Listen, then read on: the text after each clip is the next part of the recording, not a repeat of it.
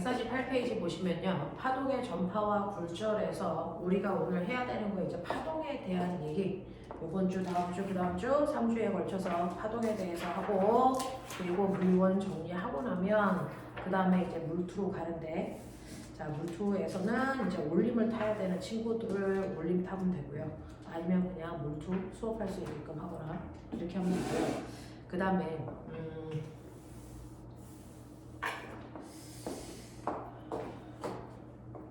물원 끝나는 친구들 물투.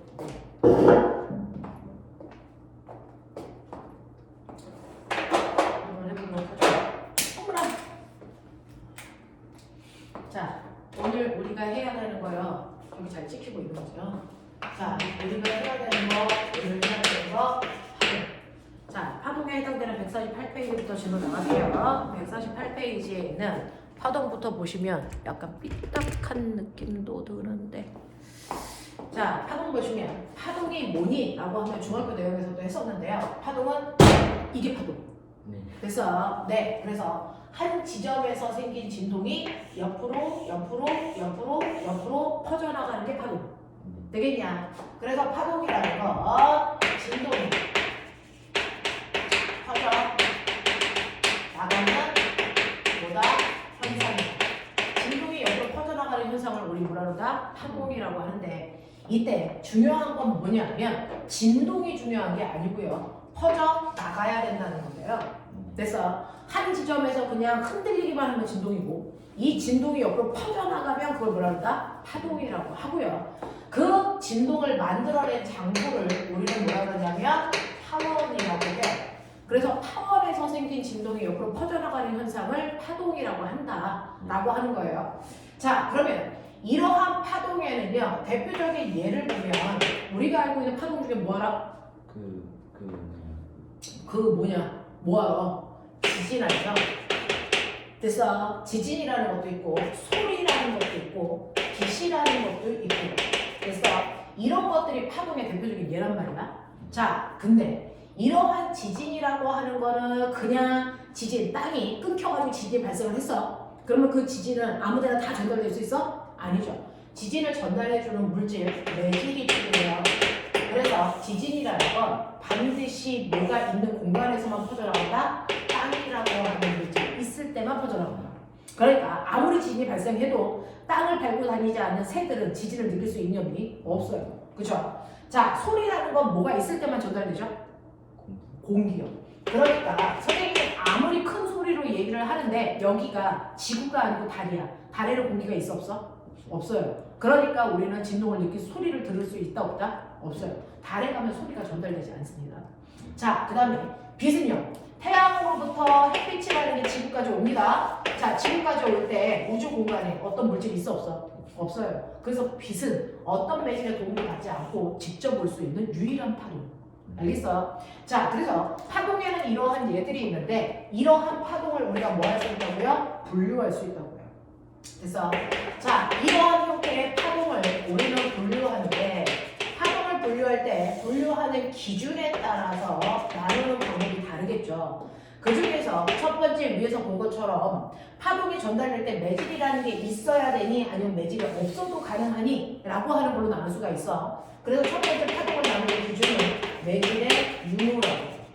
그 중에서 파동이라는 게 없어도 전달될 수 있다면, 됐죠? 파동에 매질이 없어도 전달될 수 있는 아이들을 우리는 뭐라 그러냐면 비성파라고 하고요.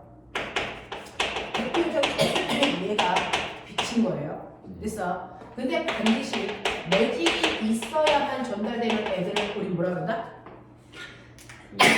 매질이 있어야만 전달되는 애들을 뭐라 그럽니까? 이거를 맞아요. 탄성파라고 해요. 그 탄성파에 해당되는 대표적인 게 빛을 뺀 나머지 모든 파동. 그래서 빛을 뺀 나머지 모든 파동도 소리라든가 지진 같은 것들이 대표적으로 탄성파에 속한다. 이렇게 얘기해요. 요즘은 교과서에서 용어가 좀 바뀌어가지고요. 탄성파를 다른 말로 역학적파.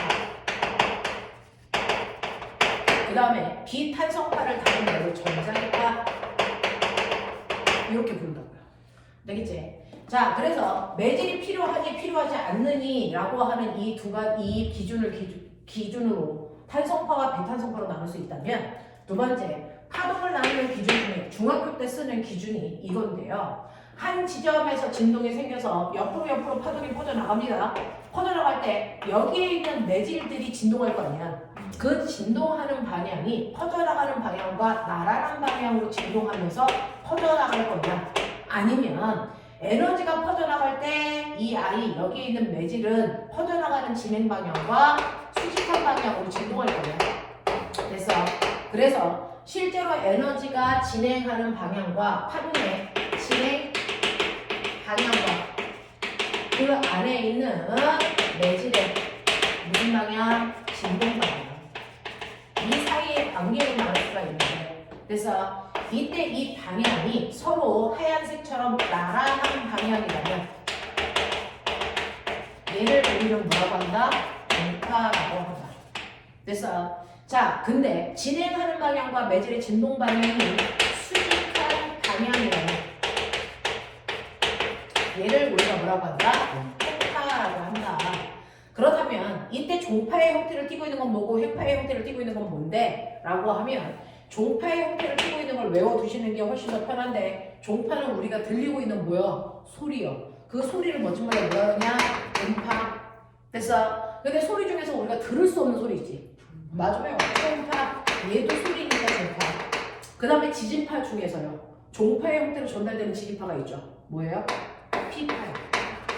그래서 이렇게 세 가지만 종파이고요. 그걸 뺀 나머지는 모두 다 횡파입니다.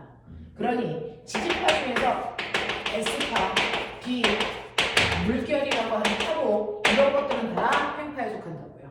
그래서 우리는 종파에 속하는 게 이거 세 개밖에 없으니까 이거 세 개 외우자. 그래서 얘네들이 종파의 형태로 전달되고 있다라고 하는 거고요. 그 다음에 세 번째로는 파동이 전달될 때요. 한 지점에서 생긴 파동이 그래서 어느 방향으로 퍼져나가? 모든 방향으로 사방팔방으로 이렇게 퍼져나갑니다. 자, 이렇게 퍼져나갈 때 모양이 마치 원을 그리는 모양인 거죠. 이렇게 원을 그리는 모양으로 퍼져나가는 아이를 우리가 구면파라고 합니다. 근데 한쪽 방향으로만 진동이 생겼는데 한쪽 방향으로만 퍼져나가요. 그래서 이런 애들을 우리는 뭐라 그러냐면 이거를 평면파라고 합니다. 됐지? 자, 근데 문제는요. 구면파하고 평면파는 뭐가 문제냐면, 구면파 같은 경우에는 여기서 에너지가 100이 생겼어. 근데 퍼져나가면서 에너지가 100이 이 면적으로 흩어지면서 나와요. 그러니 거리가 R일 때보다 2R일 때 면적은 몇 배 커져요? 4배 커져요. 됐어? 네. 그러니까 면적이 4배 커지니까 같은 면적에 들어오는 에너지는 4분의 1로 줄겠죠. 그래서 이렇게 구면파일 때 에너지는 거리의 제곱분의 1로 돼서 점점 감소하면서 퍼져나가요. 하지만 평면파는 거리하고 상관없이 똑같은 에너지가 계속 가는 거예요. 되겠어? 자, 이런 식으로 하면서 전달된다. 이게 바로 구면파와 평면파의 차이다. 그래서 파동은 이렇게 세 가지를 기준으로 우리가 파동을 분류할 수 있더라. 이해되겠어? 네, 이렇게 됩니다. 자, 그러면 이런 식으로 내가 파동을 나누었을 때요, 이 파동의 구조를 한번 볼 수 있다라는 겁니다. 그래서 파동을 이런 식으로 나누고 우리가 봐야 되는 거, 파동의 구조를 보면 파동은 크게 5가지 요소로 되어 있다. 그래서 5요소를 가지고 있는데, 파동의 구조를 가장 보기 쉬운 건 바로 횡파 구조거든요. 종파가 아니고. 그래서 한 지점에서 생긴 진동이 오른쪽으로 퍼져나갈 건데, 이때 매질이 떨리는 방향은 수직한 방향이고요. 사실은 매질이 이런 식으로 올라갔다 내려갔다 이렇게 하는 모습으로 진동한단 말이죠. 이게 횡파예요. 됐어? 그래서 파동의 구조를 보기 쉬운 횡파의 구조를 보면 되는데, 그 중에서 실제로 매질이 가장 높은 곳까지 올라갔을 때 이때를 우리가 뭐라 그러니? 맞아요. 이걸 마루라고 하고요. 매질이 가장 아래쪽으로 내려갔을 때 가장 낮은 곳의 위치를 우리가 뭐라 그러니까? 골. 그래서 마루와 골의 구조가 반복되는 형태를 띠고 있어요. 이게 바로 횡파 구조예요. 그래서 횡파라고 하는 거, 마루와 골이 반복되는 구조를 띠고 있는데, 이 구조를 통해서 우리는 파동의 5요소를 볼 수 있는데, 그 중에서 첫 번째가 바로 뭐냐면요, 이러한 파동은 퍼져나간다면서요. 자, 퍼져나갈 때 한 번 마루가 생겼다가 그 다음 마루가 생길 때까지 그래서 네, 이동한 거리요 라고 하는 마루에서 그 다음 마루까지의 거리를 우리는 뭐라고 한다? 이거를 파장이라고 하고요. 파장을 우리가 단바라는 기호로 쓰고요. 단위는 미터로 써요. 그러니까 마루에서 그 다음 마루까지의 이 거리가 얼마입니까? 2m예요. 그러면 얘는 한 파장의 길이가 2m구나 이렇게 하시면 돼요. 근데 파장은 굳이 마루에서 마루까지 구할 필요 없이요. 골에서 골까지의 거리를 구해도 이것도 얼마다? 2m예요. 그러니 이 파장이라는 거는요. 파장이라고 하는 건 같은 모양을 우리가 미상이라고 해요. 같은 미상이 반복되는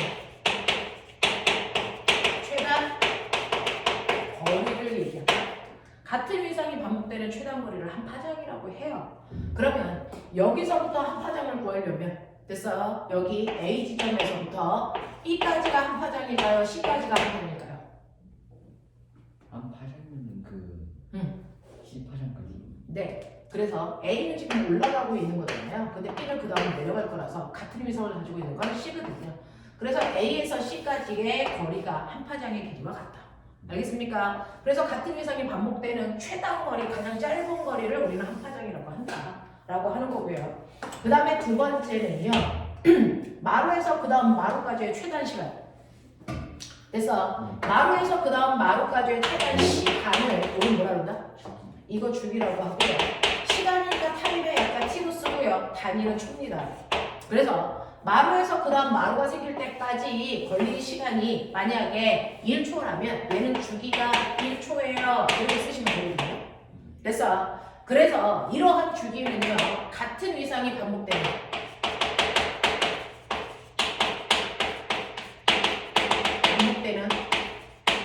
뭘 얘기한다?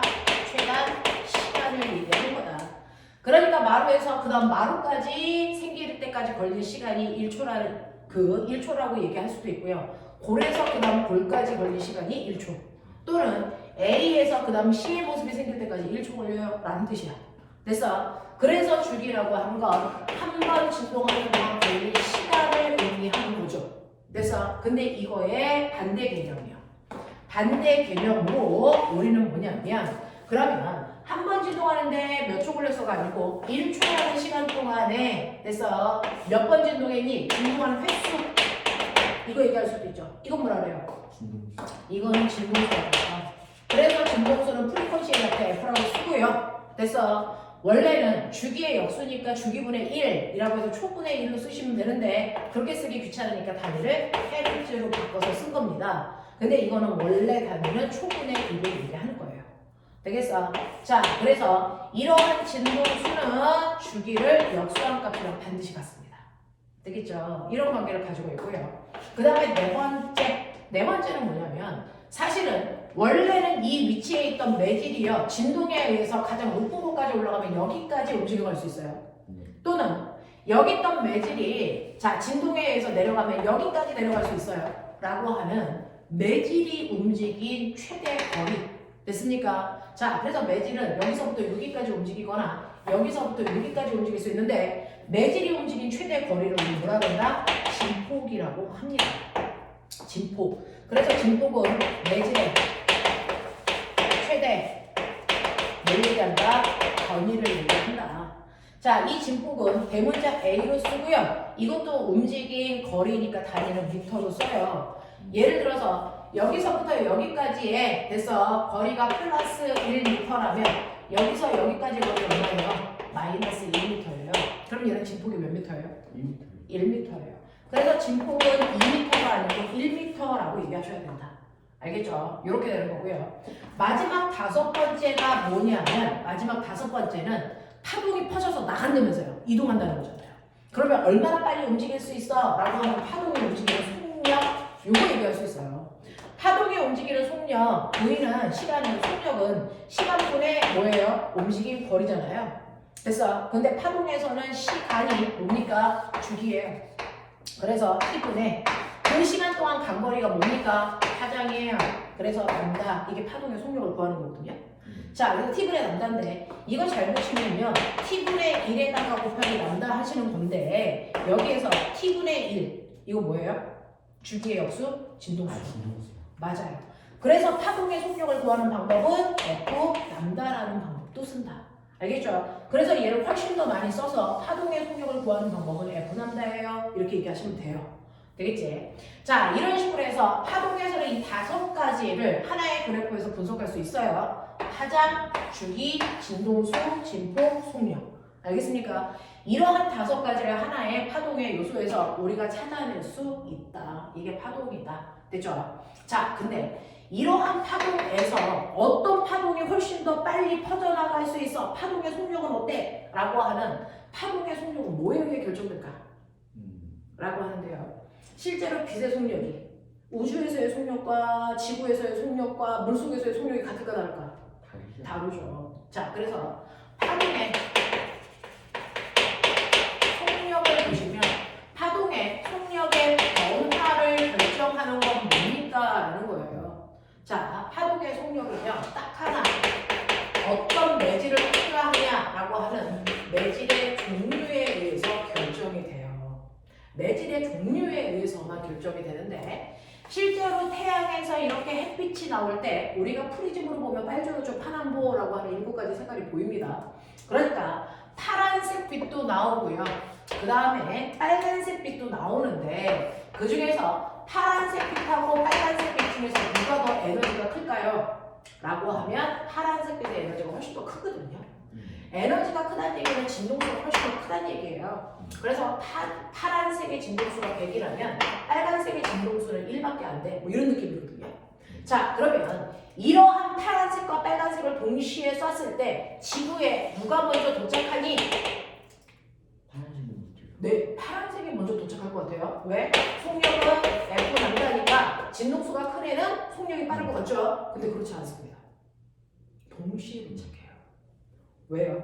선생님이 그랬죠. 파동의 속력을 결정하는 건 매질의 종류다. 그러니 빨간색도 파란색도 우주 공간 아무것도 없는 진동 속에서 전달되는 거죠. 매질이 어때요? 같죠? 그러면 같은 빛이라면 파란색이 진동수가 100이라도 빨간색이 진동수가 1이라도 얘네들이 지구에 도착하는 속력이 같다? 신기하죠? 왜요? 얘네들의 파장의 길이가 달라요. 파란색은 파장의 길이가 1m라면 빨간색은 파장의 길이가 100m나 됩니다.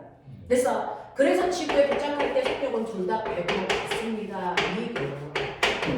무슨 말인지 알아? 그래서 파동의 속력을 결정하는 건요. 파동의 속력을 결정하는 건 어떤 매질을 통과해서 오느냐라고 하는 매질의 종류에 의해서만 결정되는 거지 진동수의 크기에 의해서는 전혀 상관이 없다. 무슨 말인지 알겠어? 왜? 진동수가 크면 파장이 짧고 진동수가 작으면 파장이 길어질 거기 때문에 속력은 항상 일정하다. 알겠어? 그러니 우리가 알아봐야 되는 거 진동수와 파장은 무조건 무슨 관계다? 반비례 관계다. 이렇게 됩니다. 알겠어? 이렇게 된다는 거 머릿속에 집어넣으셔야 된다. 그래서 태양에서 빨간 빛이 오든 파란 빛이 오든 동시에 오니까 햇빛이 합성돼서 백색광으로 보이는 거죠. 안 그렇고 빨간색이 먼저 오고 파란색이 나중에 오고 막 이렇다면 빨주노초 파란보가 순차적으로 들어오니까 내 눈에 마치 사이키 조명이 도는 것처럼 색깔이 그때그때 계속 달라질 거예요. 근데 그러지 않잖아요. 동시에 오기 때문이에요. 됐죠? 자, 그러면 이렇게 파동의 속력을 결정하는 건 매질의 종류라면 실제로 매질에 따라서 파동의 속력이 결정된다 그랬어요. 근데 파동이 여러 가지가 있잖아요.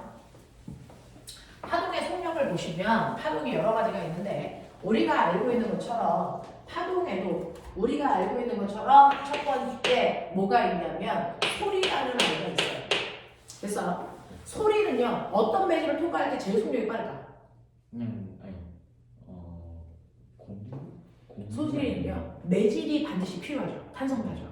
자, 매질이 필요한 이유가 뭐냐면요 하나의 매질을 내가 진동시키면 얘가 빨리 옆으로 가서 그 옆에 있는 매질을 쳐줘야 진동이 전달되는 거거든요. 그래서 탄성파들은 옆에 있는 매질을 계속 툭툭 쳐주면서 진동을 전달시키는 거니까 이렇게 매질이 가까이 있는 게 빨리 칠까요? 아니면 멀리 떨어져 있을 때 빨리 칠 수 있을까요? 가까이. 네. 그러니까 매질이 빽빽하게 배열되어 있는 고체 상태의 물질이 있고요. 얘네들이 좀 멀리 떨어져 있는 엣지 상태의 매질이 있고요. 그 다음에 가장 멀리 떨어져 있는 기체 상태의 매질이 있어요. 그러니까 어떤 상태의 매질을 돼서 통과할 때 가장 소리라고 하는 아이가 빨리 전달될까? 고체. 그렇죠. 그래서 소리는 고체 매질을 통과할 때의 소리의 전달 속도가 액체나 기체를 통과할 때보다 훨씬 더 소리의 속력이 빨라요. 그래서 이렇게 철로가 있는데요. 여기에 산이 이렇게 가리고 있어서 여기서 기차가 오는 게 내 눈에 안 보인다고 치자. 그러면 산 반대쪽에 있는 어떤 아이는 서서 기차가 철로를 지나갈 때 마찰에서 생기는 소리를 듣는다.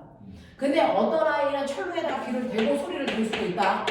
됐어? 그러면 그 똑같이 마찰에서 생긴 소리를 누가 먼저 들을 수 있을까? 라고 하면 철로에 귀를 댄 아이의 소리가 전달되는 속도가 공기를 통해 오는 아이보다 훨씬 빨라요.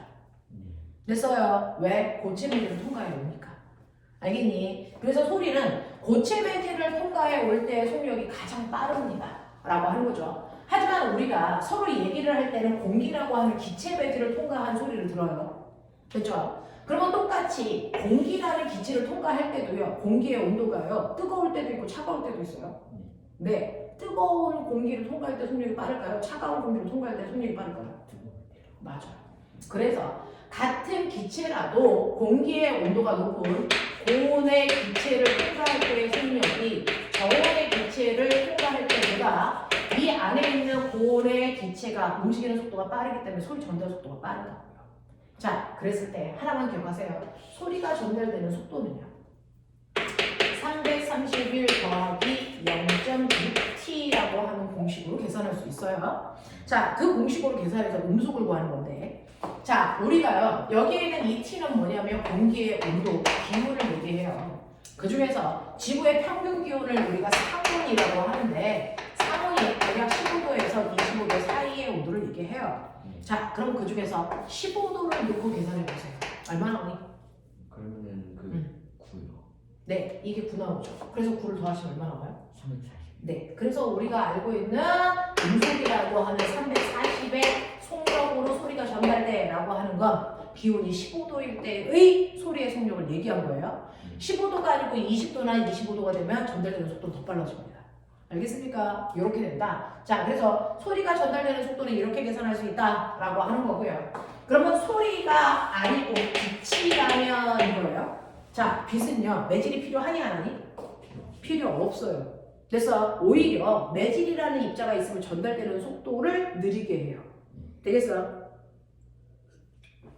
그러면 빛은 어떤 매질을 통과할 때 제일 속력이 빠를까요? 라고 하면 아무것도 없는 진공을 통과할 때 속력이 제일 빠르고요. 그 다음이 기체, 액체, 고체 매질을 통과할수록 점점 빛은 전달되는 속도가 느려집니다.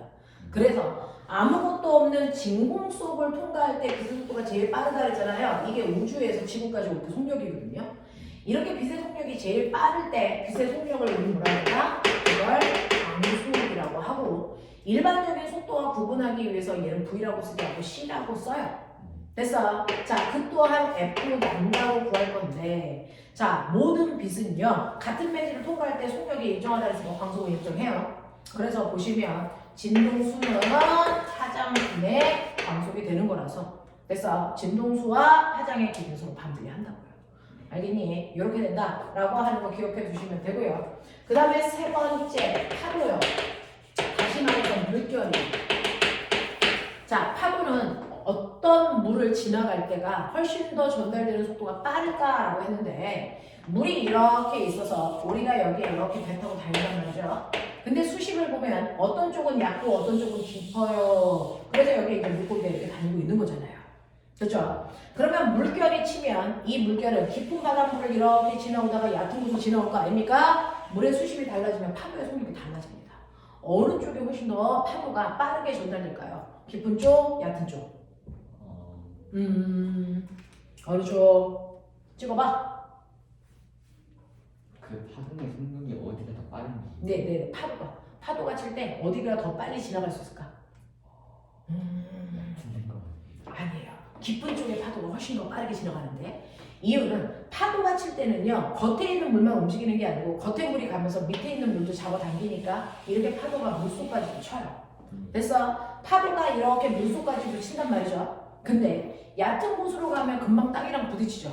땅이랑 부딪히면 마찰이 세게 작용해요. 그래서 파도가 잘 끌려갈 수가 없어요. 알겠어? 그래서 실제로 파도는요, 깊은 수심을 지날 때가 얕은 수심을 지날 때보다 훨씬 속력이 빠르다라고 하는 거죠. 그래서 깊은 물을 지나갈 때 속력이 훨씬 더 빨라요. 알겠습니까? 네, 그러니까 이렇게 속력이 빠르다라고 하면 속력은 F 안다잖아요. 그러면 속력이 빨라졌다는 얘기는요, 진동수가 커졌다는 얘기일까요? 파장이 길어졌다는 얘기일까요? 둘 다 커졌다는 얘기일까요? 둘다 커지는 그럴 수 없어요. 실제로요, 여기에 있는 진동수는 한 번 파동이 생기면 그 값은 고유한 값을 가져요.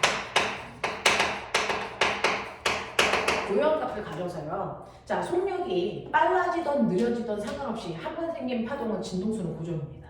그러면 실제로 진동수가 100이었는데 수심이 깊은 쪽에 있어서 속력이 빨라야 되니까 파장이 얼마? 100으로 돼서 생겼어. 그래서 속력이 만이야. 그래서 만의 속도로 가. 그랬다가 얕은 물로 오면 그래서 진동수는 그대로 100인데 파장의 길이가 1로 바뀌어요. 그러면 속력이 얼마로 주는 거예요? 100으로 주는 거예요. 이게 얕은 물에서 그렇습니다. 모든 파동은 그래서 파장의 길이가 달라져서 속력이 변하는 거죠. 진동수는 절대로 변할 수 없어요. 네가 아무리요 성형수술을 해도 네 몸에 있는 DNA, 지문 변해 안 변해? 안 변하죠. 너의 고유한 성질이거든요. 그것처럼 파동에서는 진동수가 고유한 값이기 때문에 절대 바뀌지 않습니다. 속력에 따라 바뀌는 건 파장의 길이만 바뀝니다. 그러니 깊은 물을 지나갈 때는요, 파도에 속력이 빨라야 되니까 파장이 길어요. 그래서 한 번 진동할 동안 묵 하고 가는데 얕은 물을 지나갈 때는 속력이 느리니까 아장아장 가요. 알겠습니까? 이렇게 됐을 때, 자, 여기에서 튀어나온 부분이 마루입니다. 자, 그래서 하나의 마루, 그 다음 마루, 그 다음 마루, 마루, 마루 했을 때 마루에서 마루까지의 거리가 한 파장이라고 했잖아요. 됐어요. 마루에서 마루까지의 거리, 마루에서 마루까지의 거리들을 얘기한 거거든요. 이때. 자, 이 마루를 나타낸 이 선을 파도의 얼굴이다. 그래서 파면이라고 불러요. 그래서 파면에서 그 다음 파면까지의 거리가 한 파장입니다. 이 한 파장이 길수록 속력이 뭐하다고요? 빠르다고요. 그래서 파장의 길이가 긴 쪽, 파면의 간격이 넓은 쪽이 깊은 바닷물. 그래서 파면의 간격이 좁은 쪽이 얕은 바닷물 이렇게 된다. 기억하시겠어요? 네, 그래서 물결은 수심의 깊이에 따라서 전달되는 속력이 다를 수밖에 없다. 이해되겠어? 하겠어요? 오케이. 이렇게 됩니다. 자, 그런가 하면 마지막으로 우리가 파동 중에서 속력을 좀 기억해야 되는 게요, 소리도 있고 빛도 있고 파도도 있고요. 마지막 네 번째가 줄이에요. 줄. 끈. 됐어. 우리 서로 끈을 잡고 있다가 내가 탁 하고 진동시키면 끈에서도 진동이 퍼져나갑니다. 됐죠? 자, 그랬을 때 이 끈에서 파동이 전달되는 속력을 결정하는 건 끈의 뭘까요? 어떨 때는 이 끈을 흔들어도요, 진동이 빨리 전달될 때가 있고 천천히 전달될 때도 있거든요. 자, 그랬을 때 이 줄에서 그래서 파동이 전달되는 속력을 결정하는 건 그래서 가벼운 줄이 진동이 빨리 전달될까요? 무거운 줄이 빨리 전달될까요? 아무래도 가벼운 줄이 맞아요. 가벼운 수로 전달되는 속도가 빨라요. 자, 실을 팽팽하게 잡아당겼을 때 진동이 빨리 전달될까요? 느슨하게 잡아당겼을 때 진동이 빨리 전달될까요? 팽팽하게. 그렇죠. 그러니까 이 끈을 잡아당기는 장력이 클수록 전달되는 속도가 빨라요. 자, 그래서 줄에서의 속력은요, 루트 그래서 뮤분의 t라고 해서 속력을 구하는데, 이때 뮤라고 하는 게 뭐냐면 줄은요 가벼울수록 전달되는 속도가 빨라요 라고 했는데 줄은 길어지면 무거워지잖아요.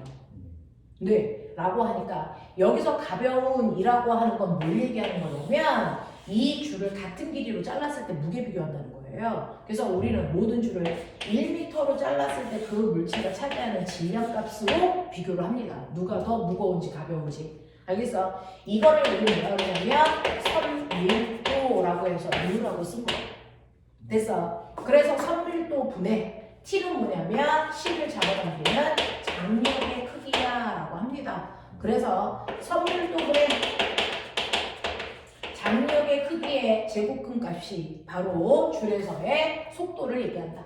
알겠습니까? 그래서 이런 식으로요, 니네가 보는 것처럼 그래서 각각의 파동에 전달되는 속력을 결정하는 인자들이요 어떤 파동이냐에 따라 다 달라요.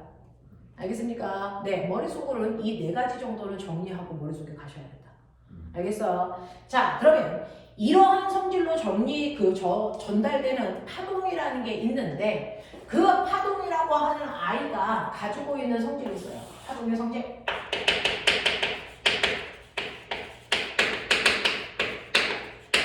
파동의 성질이 있는데 이러한 파동은 그래서 네 가지 성질을 가지고 있어요. 중학교 때도 배우는데 파동은 첫 번째 꽃장 갈려는 직진성이라는 게 있죠.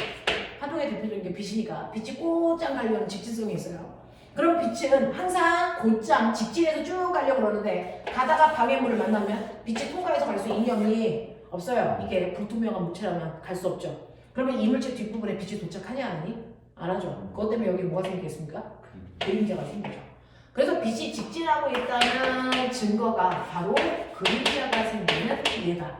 그래서 이게 바로 빛이 직진하고 있다는 건데요. 이게 실제로 지구에서만 생기는 게 아니고 천체에서도 생겨요. 그림자가요. 자, 그 천체에서 생기는 그림자를 우리가 뭐라 그럽니까? 바로 식현상이라고. 식현상 기억나냐? 자, 여기에 태양이 이렇게 있어서 햇빛이 이렇게 갑니다. 됐죠? 자, 근데 여기에 이제 지구가 있는데 지구 앞에 겁도 없이 막 돌고 있는 달이 내 눈앞에 이렇게 딱 있어요. 됐어? 그러면 지구인은 달 뒤에 있는 태양이 보일까 안 보일까? 안 보이죠. 달이 내 눈앞을 가렸기 때문에 뒤에 있는 그래서 태양이 보이지 않는다고요. 왜? 햇빛이 이렇게 해서 달을 통과해서 그래서 자 달을 피해서 이렇게 올 수 있는 연기 없거든요. 직진하니까. 알겠어? 햇빛이 도착하지 않기 때문이에요. 그러면 이렇게 태양을 달이 가리는 현상을 뭐라 그래요? 태양을 달이 가려서 태양이 안 보여요. 이걸 뭐라 합니까? 일시간이요. 맞아요. 이거를 태양이 가리는 현상 일식이라고 합니다. 자, 그런가 하면 달이 이렇게 돌아서 지구 뒤편에 달이 와요. 됐어요? 네. 그러면 원래 이렇게 햇빛을 달이 반사시켜서 내 눈앞에 달빛을 달이 이렇게 여기 있으면 자 햇빛이 달에서 반사돼서 내 눈에 와야 되잖아. 근데 여기로 오면 우리가 달이 여기 떠 있는데 이 달이 보일까 안 보일까? 안 보이죠. 왜? 햇빛을 누가 가려서? 지구가 가려서 달까지 못 간단 말이죠. 그럼 이거는 뭐가 되니? 지구가 달을 가렸어요. 이거 뭐라 그래요? 월시. 네, 맞아요. 이거를 월식이라고 하죠. 그래서 일식과 월식이 생기는 현상도요, 바로 빛이 직진하기 때문이다. 알겠어? 라고 하는 직진성을 설명하는 대표적인 현상이 바로 식현상이에요. 그런데 개기월식은 없지 않아요? 개기월식이라고 하는 그 순간은요, 개기월식은 있어요. 근데 안 보이는 게 아니고 붉은 달로 보여요. 그래서 네, 자, 그 다음에 두 번째.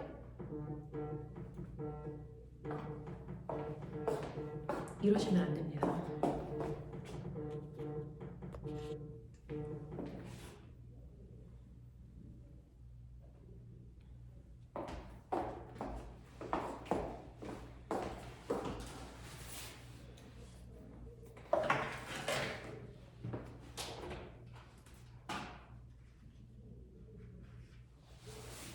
자, 그래서 일식과 월식이라고 하는 게 빛의 직진 때문이라는 거 기억해 두시면 되고요.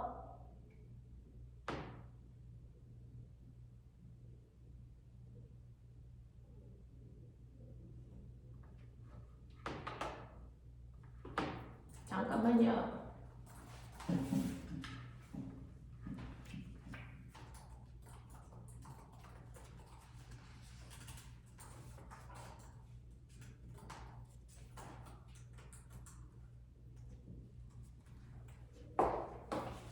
자, 이러한 빛의 성질 중에, 파동의 성질 중에 직진성이라는 게 있다면 우리가 중학교 때 배웠던 무슨 성질도 있어요?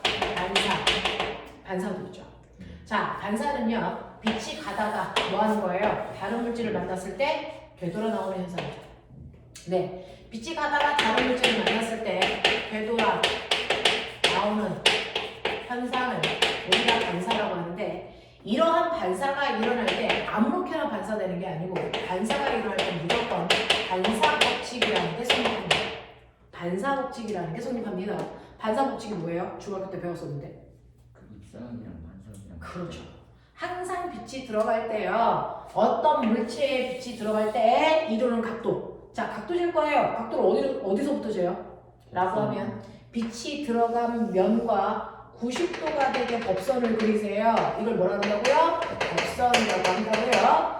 그 법선으로부터 빛이 들어오는 입사광선까지의 각도를 재세요. 이걸 우리 뭐라 한다? 입사각이라고 한다. 됐어요? 또 빛이 반사돼서 나가는 반사광선까지도 법선으로부터 각도를 재세요. 이걸 우리가 뭐라 합니까? 반사각이라고 하죠.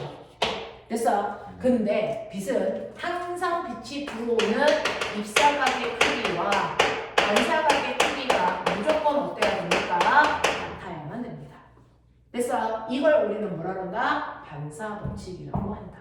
알겠습니까? 이걸 반사법칙이라고 합니다. 그래서 이렇게 빛이 들어왔다 나갈 때 항상 같은 각도로 들어왔다 같은 각도로 나가는데, 자, 그 중에서요, 만약에 빛이 들어오는 물체의 면이 이런 식으로 매끄럽다면, 그래서 한쪽에서 빛이 옵니다. 한쪽에서 빛이 이렇게 평행하게 들어오죠.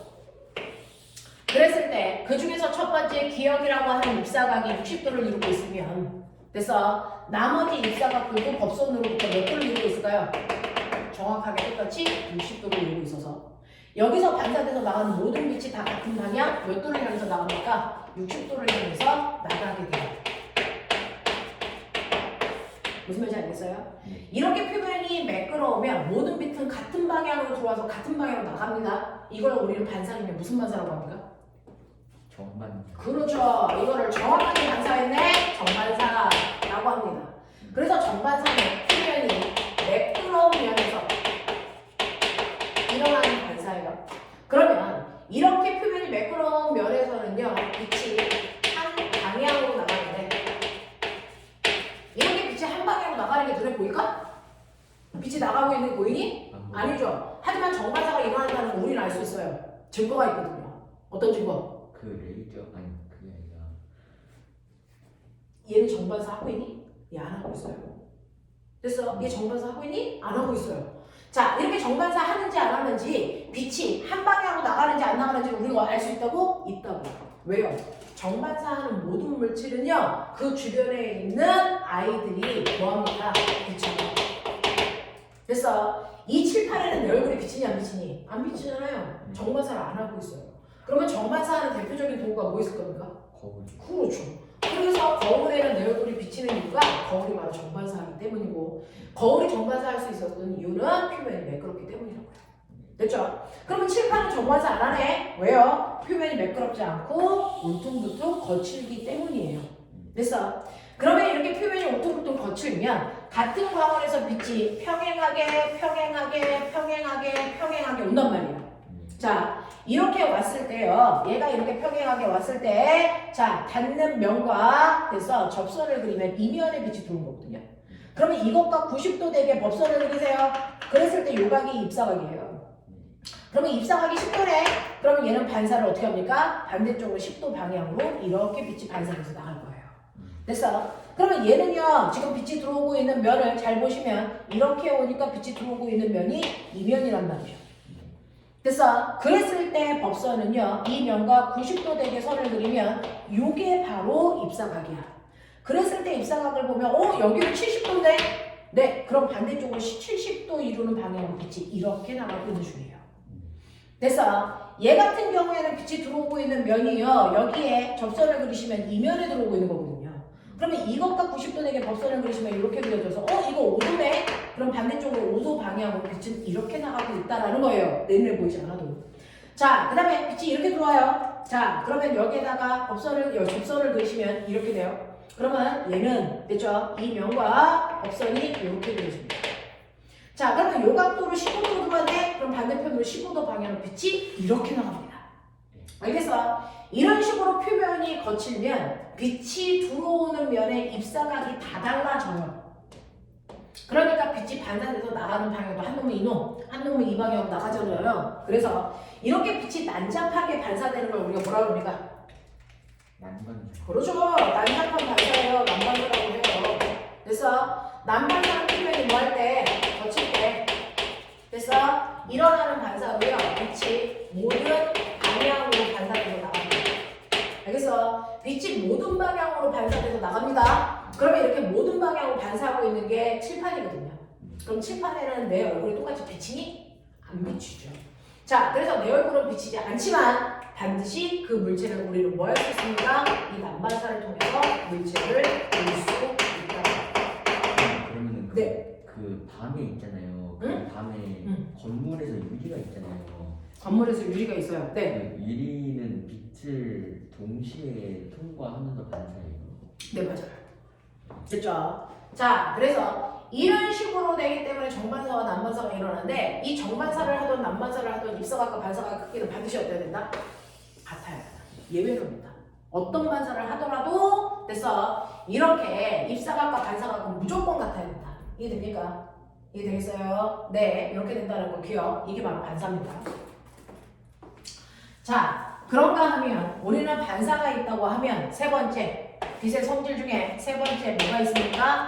굴절이라는 게 있죠. 그래서 자, 굴절이라고 하는 게 있는데 이 굴절은 잠깐만 끊어서 핸드폰을 바꿔서 찍어볼게요.